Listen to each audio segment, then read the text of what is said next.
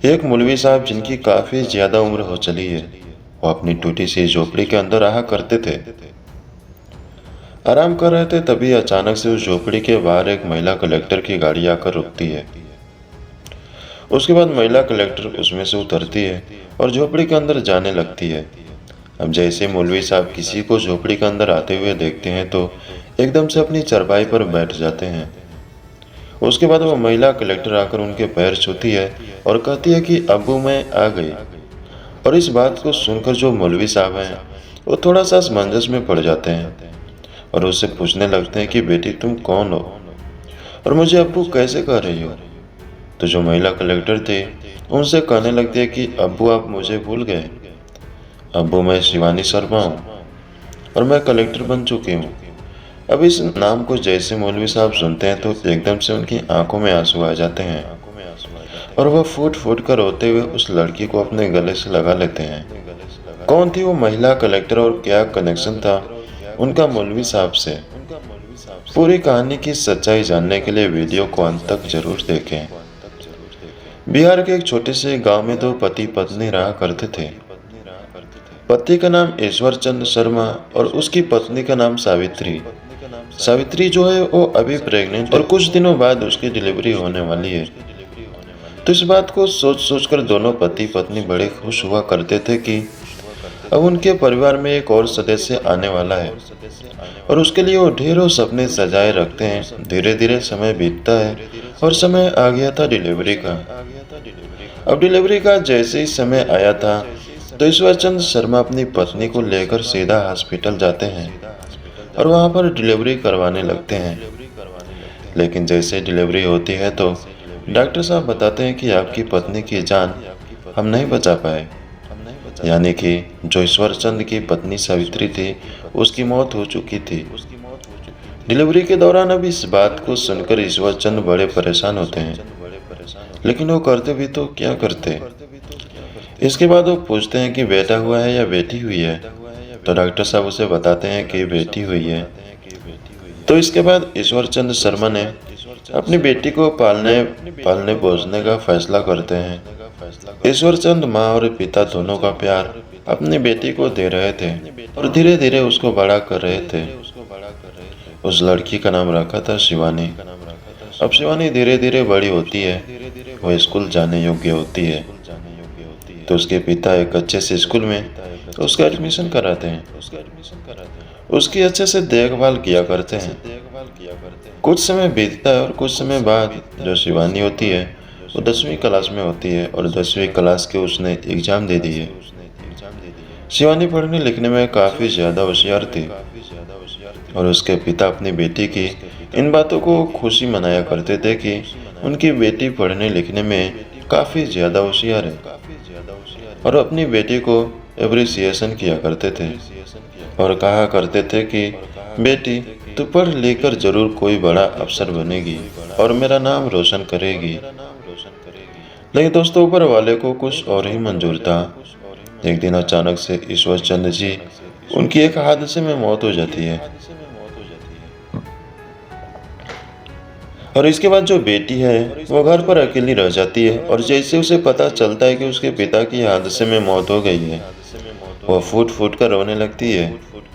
अब शिवानी के रिश्तेदार सभी यहाँ इकट्ठा हो जाते हैं और वह सभी लोग यह तय करने लगते हैं कि शिवानी को अपने साथ कौन ले जाएगा।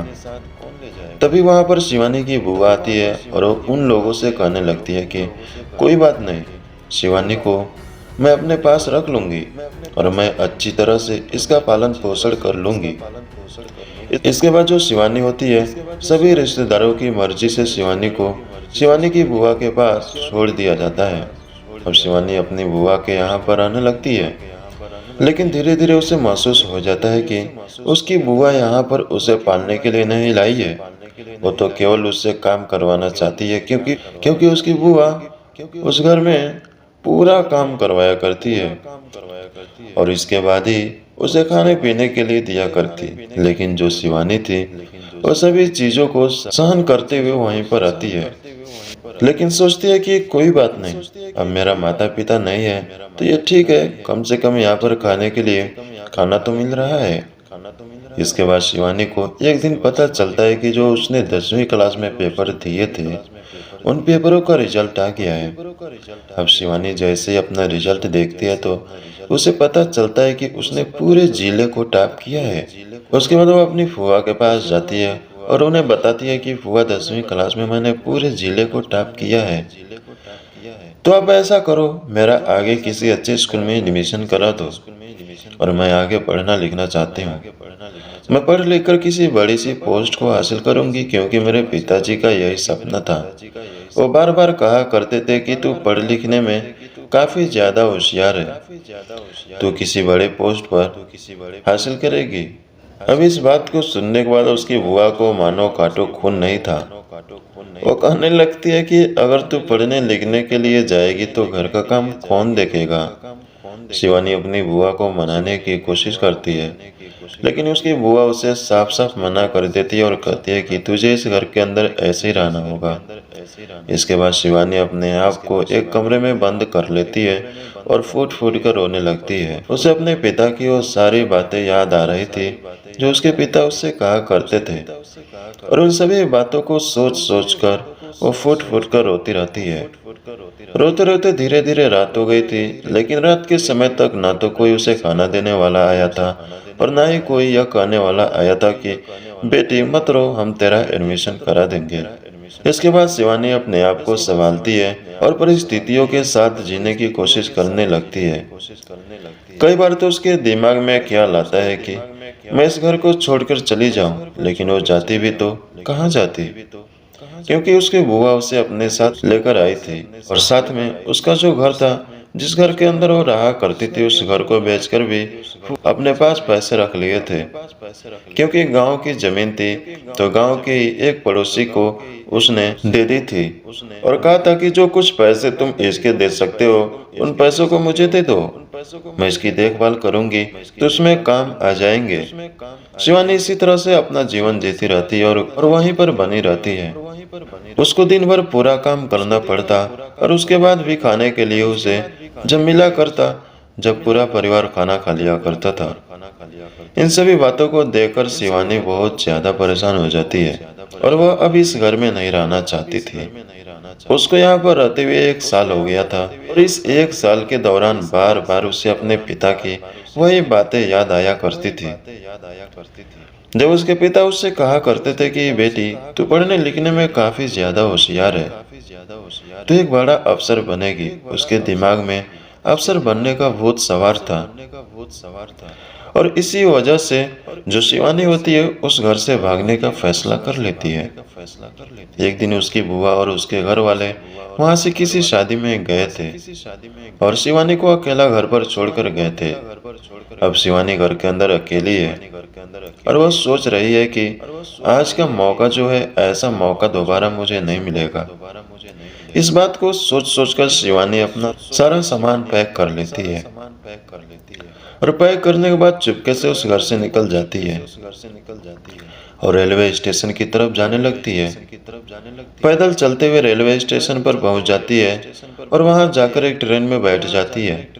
अब ट्रेन में बैठ गई थी, लेकिन उसे यही नहीं पता था कि उसे जाना कहाँ है। उसे तो केवल इस जगह से निकलना था क्योंकि यहाँ पर उसके साथ बहुत ज्यादा अत्याचार हो रहा था। वो सोच रही थी कि कहीं भी चली जाऊंगी और वहां पर अपना गुजर बसर कर लूंगी। रात का समय था। रात के समय उस ट्रेन में इक्का दुक्का सवारी थे और उन्हीं सवारियों में से एक लड़का शिवानी की तरफ घूर घूर कर देख रहा था। अब शिवानी को ये सब कुछ बुरा लगता है, लेकिन वो करे तो क्या करे, क्योंकि फिलहाल वो ट्रेन के अंदर बैठी हुई है। उसके बाद वो लड़का अपना फोन निकालता है और फोन निकालकर अपने साथियों के पास फोन करता है और उनसे कुछ बातें करने लगता है। अब शिवानी भी ये सब कुछ होता हुआ देख रही थी और इस बात को देखकर वो बड़ी घबरा जाती है। और जैसे अगला स्टेशन आता है तो उसे डिब्बे के अंदर, जिस डिब्बे के अंदर शिवानी बैठी हुई थी और वो लड़का बैठा हुआ था, एकदम से 3 लड़के और चढ़ते हैं और वो सभी उस लड़के के पास जाते हैं। लड़का शिवानी की तरफ इशारा करता है और वह सभी लोग शिवानी की तरफ देखने लगते हैं। अब शिवानी जैसे इन सभी चीजों को देखती है तो वो खतरे को भांप लेती है और एकदम से उसी स्टेशन पर उतर जाती है। उतरने के बाद वो लड़के भी उसके पीछे पीछे उतर गए थे। वो शिवानी का पीछा करने लगते हैं। शिवानी अपने सामान को लेकर भागने लगती है और वह लड़के भी उसका पीछा करने लगते हैं। शिवानी कभी इधर छुपती है, कभी उधर छुपती है और वैसे ही छुपते छुपाते एक मस्जिद के सामने पहुंच गई थी। अभी तक सवेरा होने वाला था। सुबह के 4 बज चुके थे, लेकिन तभी वहां पर मौलवी साहब नमाज पढ़ने के लिए उस मस्जिद के अंदर जाते हैं। अब जैसे शिवानी मौलवी साहब को उस मस्जिद के अंदर जाते हुए देखती है तो एकदम से उससे बाबा कहकर मदद मांगने लगती है। अब इस आवाज को लड़के भी सुन लेते हैं, लेकिन इतनी ही देर में मौलवी साहब होते हैं। वो शिवानी को मस्जिद के अंदर बुला लेते हैं। मस्जिद के अंदर बुलाने के बाद वो शिवानी से पूछने लगते हैं कि बेटी तू कौन है, कहाँ से आई है और यहाँ पर इतनी सुबह सुबह क्या कर रही है। शिवानी रोते हुए उनको बताती है कि मैं कहीं जा रही थी और रास्ते से 4 लड़के मेरे पीछे लग गए थे। मौलवी साहब को बताती है कि वो लड़के बाहर खड़े हुए हैं। तो उसके बाद मौलवी साहब मस्जिद से बाहर निकलते हैं और बाहर निकलने के बाद उन लड़कों को धमका देते हैं और भगा देते हैं। वहां से वो लड़के भी सोचते हैं कि लड़की मस्जिद के अंदर आ चुकी है और हो सकता है कि मस्जिद के अंदर और भी व्यक्ति हो, तो इसी वजह से वो भी डरते हुए वहां से चले जाते हैं। मौलवी साहब उसके बाद शिवानी को बिठाते हैं और बिठाने के बाद उससे पूछने लगते हैं कि बेटी तू कौन है, कहाँ से आई है और तुझे कहाँ पर जाना है। उसके बाद जो शिवानी है अपनी पूरी कहानी मौलवी साहब को बताने लगती है। वह बताती है कि मैं और मेरे पिता वहाँ पर आया करते थे, लेकिन अचानक से मेरे पिता की मौत हो गई और उसके बाद मैं अपनी बुआ के साथ रहने लगी। लेकिन मेरी बुआ मुझे पढ़ने लिखने नहीं दिया करती है और मैं पढ़ना लिखना चाहती हूँ। पढ़ने लिखने के लिए मैंने अपनी बुआ को घर छोड़ दिया और भागकर ट्रेन में चढ़ गई, लेकिन वहां पर ये लड़के मेरे पीछे लग गए और मैं यहाँ पर आ गई। इस बात को कहते हुए जो शिवानी थी उसकी आंखों में आंसू निकलने लगते हैं और वह फूट फूट कर रोने लगती है। इसके बाद जो मौलवी साहब होते हैं उसको सहारा देते हैं और कहते हैं कि बेटी जिसका कोई नहीं होता उसका ऊपर वाला होता है, तो किसी भी तरह का चिंता मत कर। अब तुझे क्या करना है तो यह बता। तो शिवानी कहती है कि बाबा मुझे पढ़ लिख कर एक बड़ी सी पोस्ट को हासिल करना है। तो पूछते कि तुम कहाँ जाना चाहती हो। तो शिवानी कहती है कि बाबा अभी तो कोई मंजिल तय नहीं है, लेकिन मुझे पढ़ाई करनी है, ये तय है। उसके बाद जो मौलवी साहब होते हैं वो कहते हैं कि बेटी अब तुम जवान हो रही है और तेरे साथ जो ये अभी अभी हुआ है ऐसा बार बार हो सकता है। तुझे किसी घर की जरूरत है तो ऐसा कर इतने दिन मेरे साथ रह ले जब तक तेरी पढ़ाई हो, और आगे की पढ़ाई करने के लिए बड़े शहर चले जाना और वहीं से अपनी पढ़ाई को कर लेना। इसके बाद शिवानी होती है मौलवी साहब के साथ उसके घर में रहने लगती है। मौलवी साहब की उम्र 55 साल थी और वह शिवानी का ख्याल अच्छी तरह से रखा करते हैं। उसको एक स्कूल में एडमिशन भी कराते हैं और वहां से उसकी आगे की पढ़ाई कराते हैं। मौलवी साहब के परिवार में और कोई नहीं था, केवल मौलवी साहब अकेले ही रहा करते थे। छोटा सा घर था, टूटा फूटा, और उसी के अंदर रहकर अपना गुजारा किया करते थे। धीरे धीरे करके 2 साल बीत जाते हैं और 2 साल के अंदर जो शिवानी थी उसने अपनी स्कूली एजुकेशन कंप्लीट कर ली थी। और जैसे ही शिवानी की 12वीं क्लास का रिजल्ट आता है तो सभी गांव वाले इस बात को देखकर बड़े हैरान हो जाते हैं कि इस लड़की ने 12वीं क्लास को बड़े अच्छे नंबरों से पास किया है।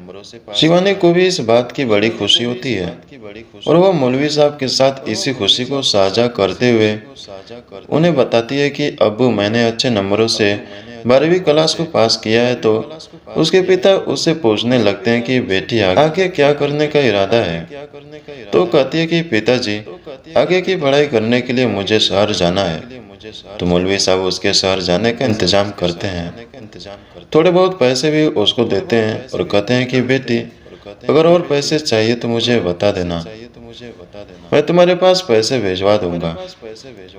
इसके बाद जो शिवानी होती है वहां से निकलकर एक बड़े शहर में पहुंच जाती है जहां से वो अपनी ग्रेजुएशन को करने वाली थी।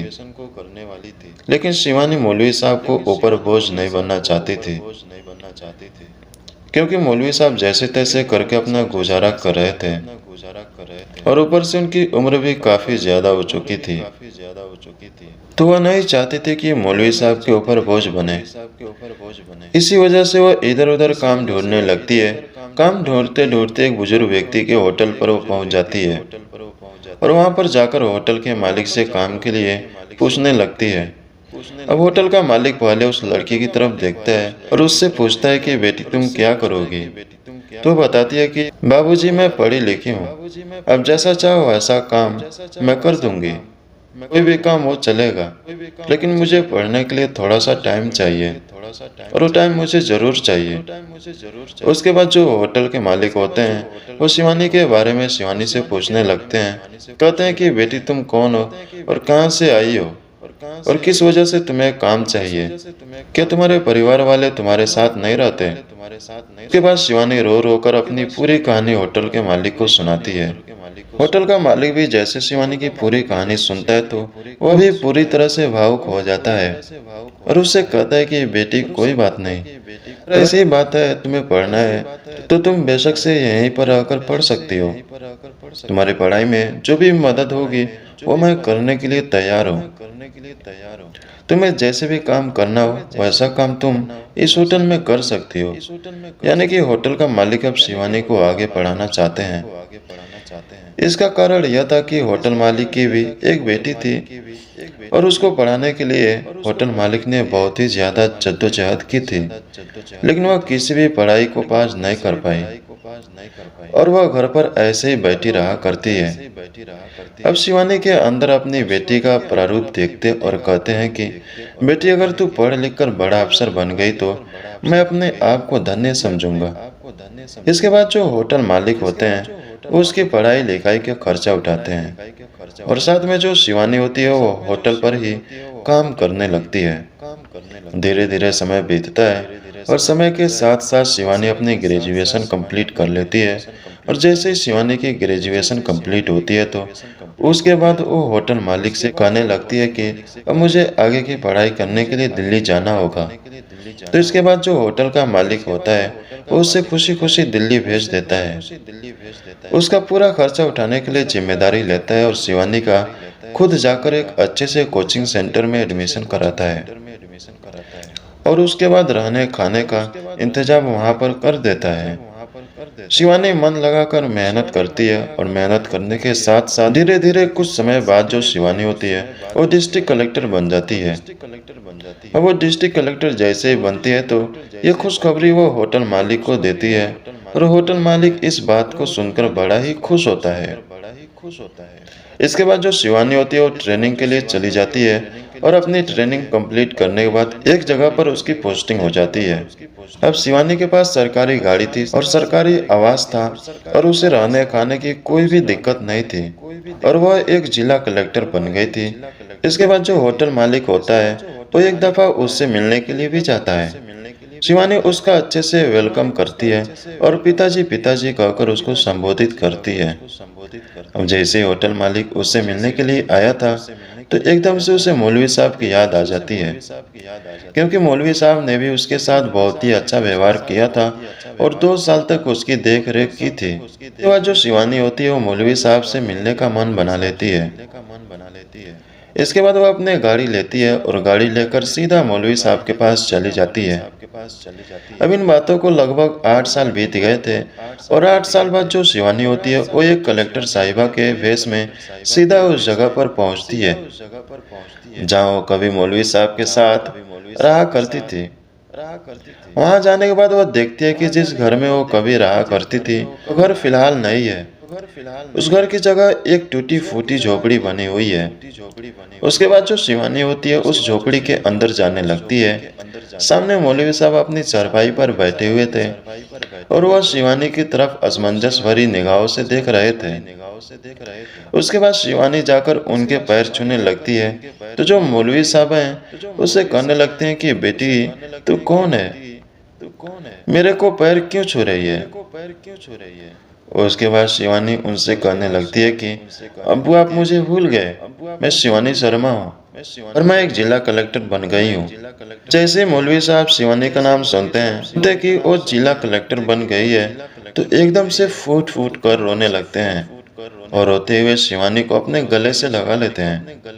अब जब मौलवी साहब की झोपड़ी के सामने एक बहुत बड़ा कार आकर रुकी थी, तो गांव के अंदर लोगों में हड़कंप मच जाता है और सोचने लगते हैं कि मौलवी साहब ने ऐसा क्या काम कर दिया जो उनकी झोपड़ी पर इतने बड़े बड़े लोग आए हैं, और साथ में पुलिस भी, क्योंकि शिवानी के साथ एक गार्ड भी था और वह गार्ड भी उस झोपड़ी के बाहर ही खड़ा हुआ था। तो सभी गांव के लोग वहां पर इकट्ठा हो जाते हैं। उसके बाद जैसे ही सभी लोगों को पता चलता है कि ये वही शिवानी है जो 2 साल तक किसी गांव में रही थी, तो सभी लोग शिवानी की इस कामयाबी की बेहद खुशी मनाते हैं और शिवानी को बहुत ही ज़्यादा प्रोत्साहित करते हैं। उसके बाद जो शिवानी होती है वो मौलवी साहब से कहती है कि बाबा चलो, अब आपको यहाँ पे नहीं रहना है। तो पहले तो मौलवी साहब उससे मना करते हैं, कहते हैं कि बेटी मुझे यहीं पर रहने दो, लेकिन शिवानी उनसे जिद करती है, कहती है कि बाबा आपको मेरे साथ चलना होगा और मैं आपकी सेवा करना चाहती हूँ। लेकिन मौलवी साहब उससे कहते हैं कि बेटी यहाँ पर पास में ही मस्जिद है, तो मैं वहाँ पर जाकर नमाज पढ़ा लिया करता हूँ, लेकिन तुम्हारे वहाँ पर मैं यह काम कैसे करूँगा। तो शिवानी उन्हें बताती है कि जहाँ पर मेरा आवास है उससे थोड़ा ही दूर पर ही एक मस्जिद है और वहाँ पर जाकर आप नमाज पढ़ लिया करना। और अगर आपको यह लगता है कि मैं एक हिंदू हूँ, तो यह चीज़ अपने दिमाग से निकाल दो, क्योंकि उस टाइम पर जिस टाइम पर आपने मेरी मदद की थी, तो आपने यह चीज़ नहीं देखी कि मैं हिंदू हूँ या मुस्लिम हूँ। आपने इस चीज़ का भेद बिल्कुल अपने दिमाग से निकाल दिया था। तो मैं भी आपकी सेवा इसी तरह से करूंगी। आप मेरे पिता समान हो और फिर पिता की तरह ही मैं आपकी सेवा करना चाहती हूँ।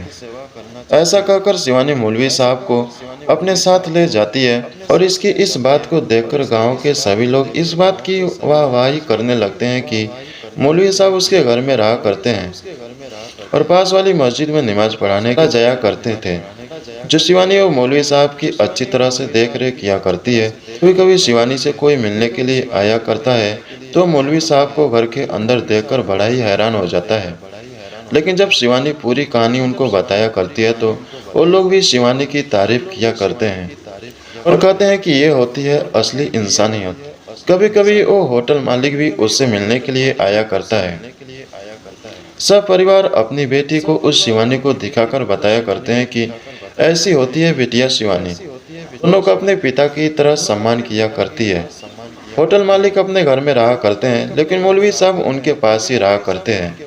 कुछ दिनों बाद शिवानी की उनके बराबर की रैंक वाले एक अधिकारी से शादी हो जाती है। शादी होने के बाद जो शिवानी होती है उस अधिकारी से साफ साफ कह देती है कि ये मेरे पिता हैं और अगर तुम्हें मेरे साथ रहना है तो तुम्हें इनकी सेवा भी करनी होगी। शिवानी का पति जैसी पूरी कहानी को सुनता है कि किस तरह से शिवानी IAS ऑफिसर बनी है और किस तरह से मौलवी जी ने उनका साथ दिया था, तो जो शिवानी का पति होता है उसकी आंखों में भी मौलवी साहब की इज्जत और भी ज़्यादा बढ़ जाती है और वह भी उनकी अच्छी तरह से देखभाल करने लगते हैं। तो दोस्तों, यह थी कहानी एक लड़की की जिसके माता पिता उसको बचपन में ही छोड़कर चले गए, लेकिन उसके बाद भी उसने अपने मुकाम को हासिल किया और कामयाब होकर इस समाज को दिखाया। आप क्या कहना चाहते हैं कहानी के बारे में?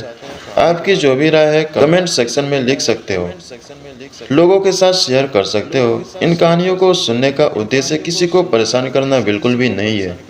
यह कहानी आपको इसलिए सुनाई जाती है आप लोग इन कहानियों में से कुछ न कुछ सीख सको और अपने जीवन में इस चीज़ को अप्लाई कर सको।